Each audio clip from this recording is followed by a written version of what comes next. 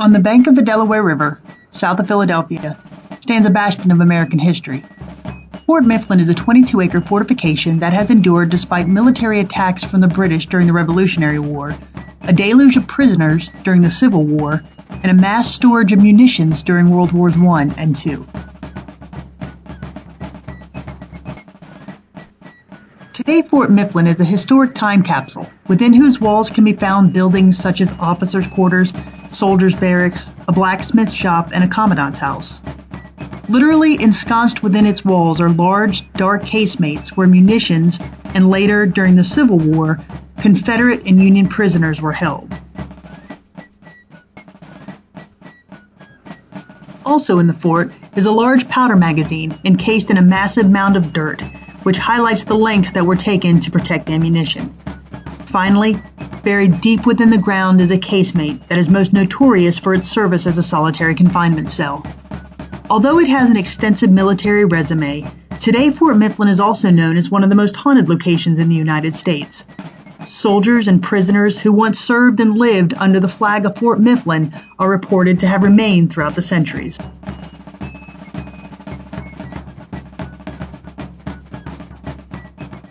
It is because of this reported paranormal activity that the investigators of Soul Sisters Paranormal traveled to Philadelphia to determine for ourselves if former occupants of Fort Mifflin still remain.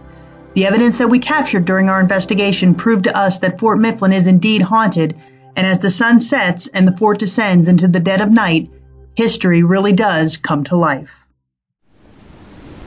Pause in front of that door again. Jesus Christ!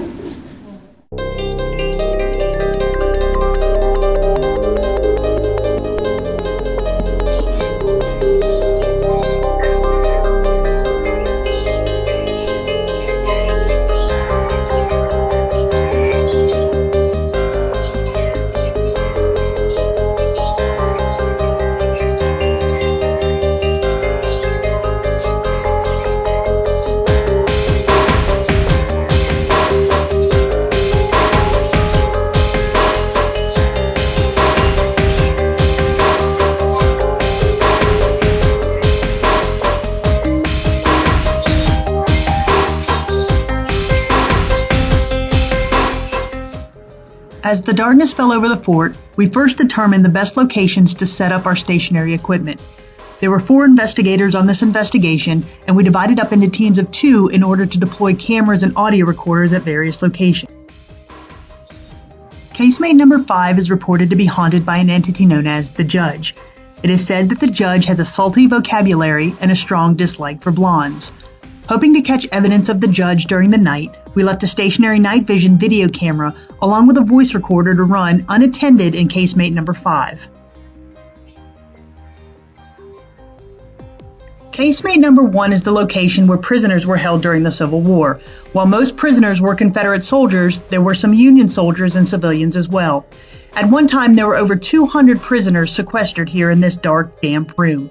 At the far end of the casemate, we left an audio recorder, while at the entrance we left the night vision video camera running in the hopes of capturing evidence of any prisoner who might still be disheartened by his confinement. The area in and around the officers' quarters is reported to be haunted by various entities. Several visitors have heard children laughing and running, others have seen apparitions of soldiers. This is also the area where visitors have reported hearing the blood-curdling screams of a lady who it is believed hung herself by jumping off the second-story balcony. Due to these reports, we left a stationary night vision video camera inside of the officers' quarters. We also left trigger items such as a balloon and some candy in hopes of enticing the spirits of any children to make an appearance. Again, the equipment was left to run unattended throughout the night.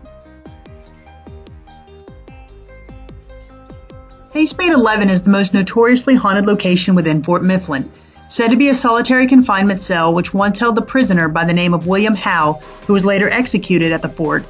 We left several stationary items in this dark, underground location. We left 2 night vision video cameras, one directly in the doorway of the cell and one in the back of the cell. The night vision video camera in the doorway was positioned beside of a laser grid, which we deployed in the hopes of capturing any apparition who may want to walk the cell at night. We also left a cigarette and a cup of water as trigger items. As we will reveal later, these trigger items were met with gratitude by the resident entity of Casemate 11. The powder magazine has been described by visitors as an eerie location within the fort. Due to its construction within a large mound of dirt, the inside of the powder magazine is completely dark, even in the light of day. Among the claims of paranormal activity, visitors have reported seeing shadow figures and hearing voices when no one else is present. We decided to leave a night vision video camera inside of the dark, cavernous room in the hopes of capturing proof of some of these reported claims. Other locations at which we left night vision video cameras include the Blacksmith shop, where the door is reported open on its own, and the Sally Port, where voices are said to be heard when no one else is present. After setting up all of our stationary cameras and voice recorders, the four of us regrouped inside of the soldiers' barracks, which served as our base camp. We now armed ourselves with our handheld equipment, which includes EMF detectors, voice recorders, digital cameras, thermal imaging cameras, and handheld night vision cameras. After devising an investigation plan, we divided up into two teams. Investigators Jenny and Michelle started their investigation with an EVP session in the Sally Port.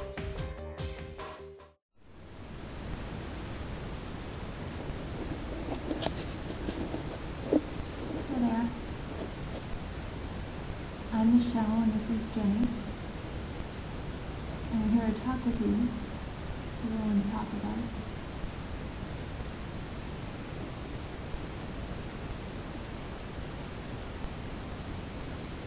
You make a noise?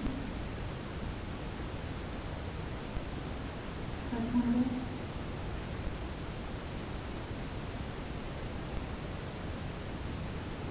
Or maybe to prove that you're here, if you can come to this green light. It'll change colors and it'll want to say that you're here with us.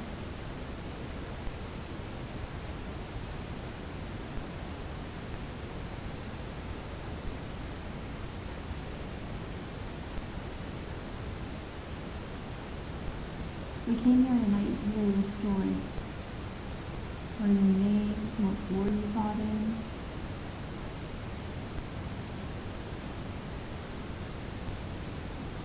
Can you tell us your name?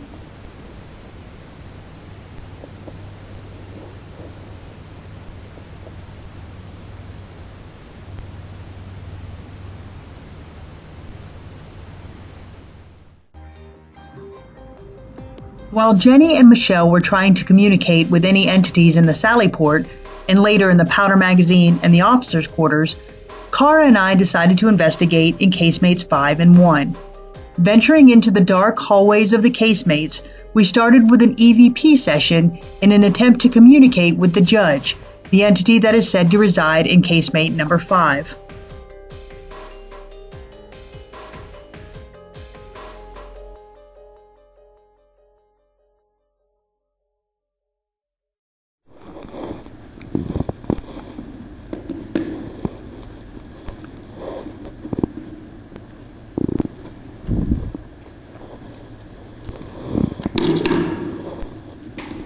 You got your K2 up there?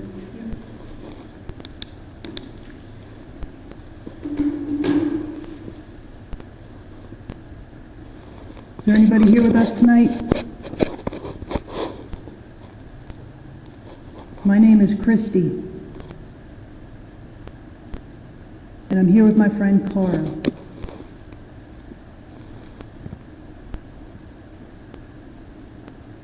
We heard somebody who likes to be called the Judge is in here. Are you with us tonight, Mr. Judge? Like Jenny and Michelle, Cara and I initially had very few personal experiences during the investigation. While there were locations that we felt like we were being watched, we had no immediate evidence on any of our handheld equipment. But then we witnessed an unexpected event.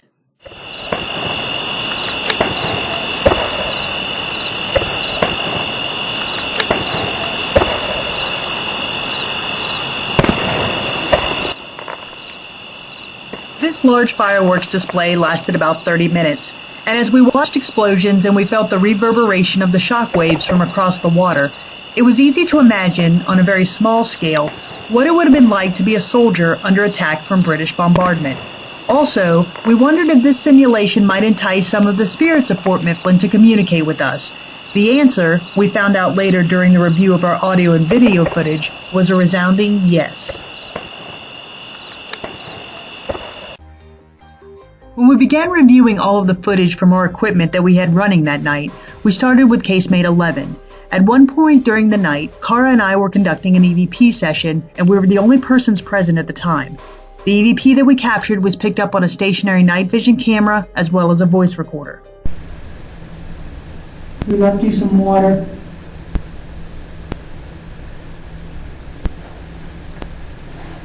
We left you a cigarette.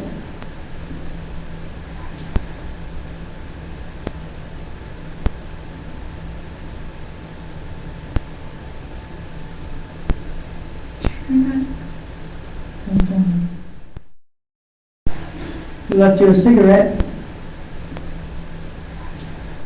This is from the audio recorder. We left you some water.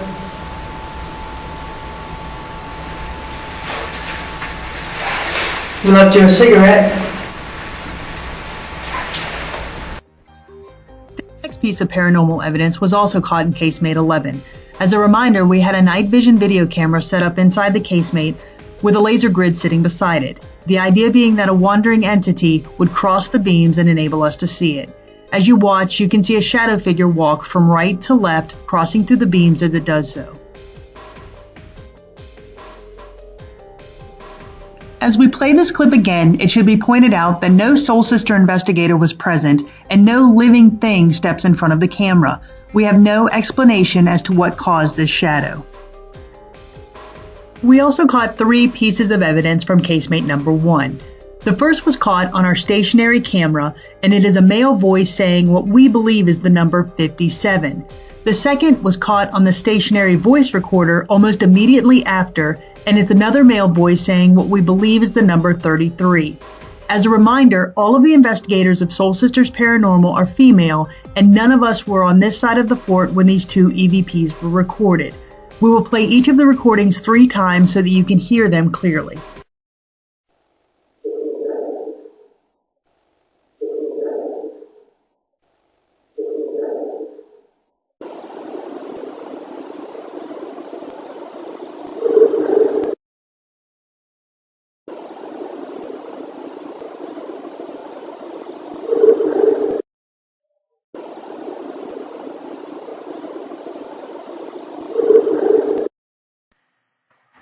The third EVP from Casemate number 1 was captured during an EVP session and was a direct response to my question of who is your president. While we theorized that the numbers 57 and 33 in the previous EVPs came from Confederate soldiers yelling out their prisoner numbers, the direct EVP response in this third clip could possibly be from a Union soldier because his response to my question was Lincoln. What's the name of your president?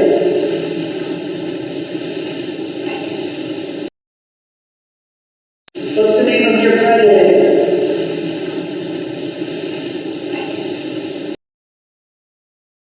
What's the name of your president?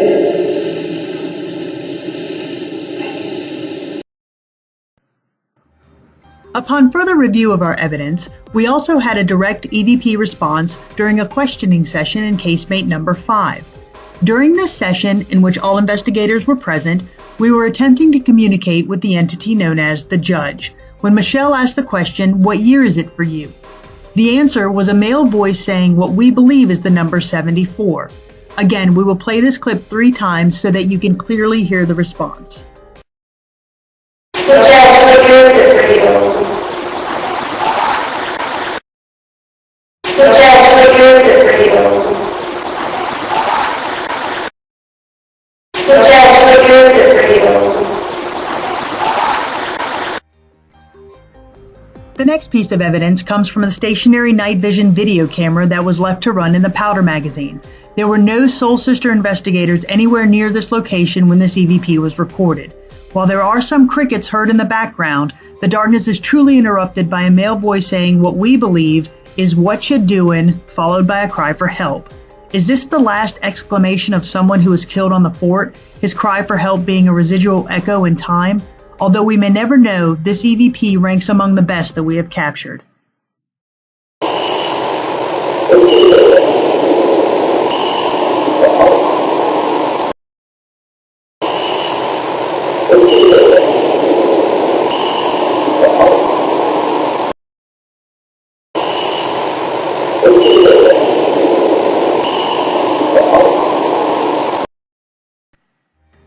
Another EVP that we captured on our stationary night vision video camera left to run in the powder magazine was captured a couple of hours after the previous EVP. This EVP is of a child giggling, followed by another voice saying, "Stop it." While occurrences of children's laughter have been reported by visitors in other areas of the fort, it seems that laughing little spirits like to play in the powder magazine as well, much to the dismay of an authoritative entity.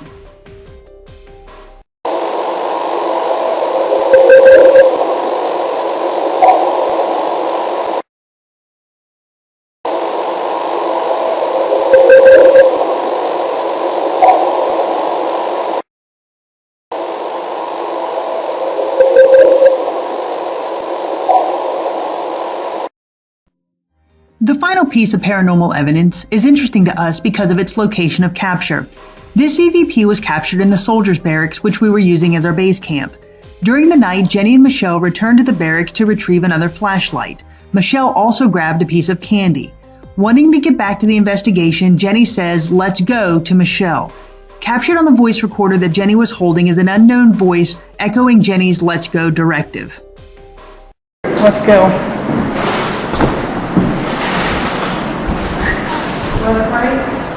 Do it.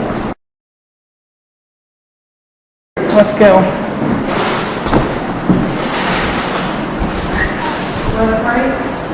Do it. Let's go.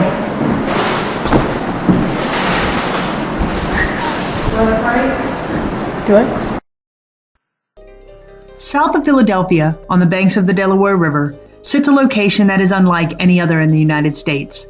Fort Mifflin secured its place in American history during the Revolutionary War, when Americans held off one of the largest British bombardments of the war. It secured its place in American lore because of the spirits of soldiers, women, children, and prisoners that are reported to still reside within its casemates, powder magazines, barracks, and officers' quarters. The paranormal evidence that Soul Sisters Paranormal captured exceeded even our expectations, and it solidified in our minds that Fort Mifflin really is one of the most haunted locations in the United States. During the Revolutionary War, in an effort to move his army away from British advancement, George Washington asked the soldiers of Fort Mifflin to hold to the extremity. Perhaps those soldiers who fought under the flag of Fort Mifflin have carried out that directive into eternity, forever protecting the hallowed grounds of Fort Mifflin.